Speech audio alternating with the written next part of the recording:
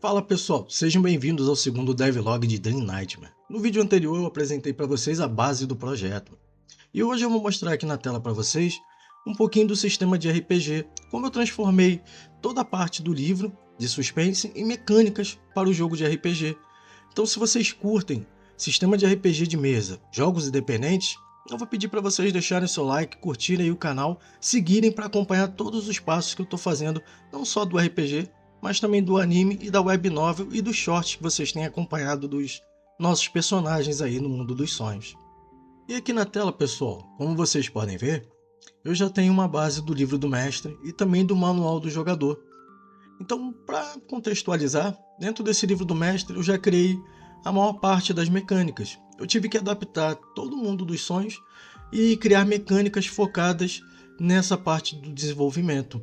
Então eu tive que criar mecânicas de suspense, mecânicas um pouco diferentes dos RPGs comuns e adaptá-las todas para esse tipo de RPG.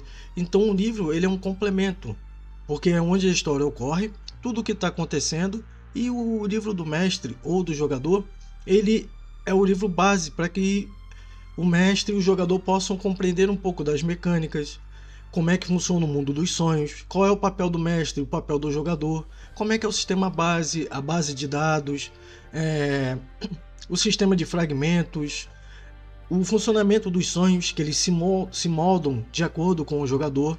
Então eu tive que adaptar bastante coisa para poder criar esse manual do mestre e também criar o manual do jogador.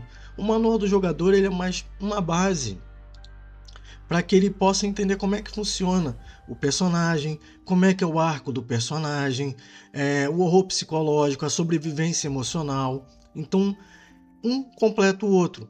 E eu consegui juntar esses dois universos trabalhando de uma forma um pouco diferente dos RPGs convencionais, trazendo o livro como o contexto, a história, e o livro do mestre e o livro do jogador, ele vai trazendo as regras desse mundo.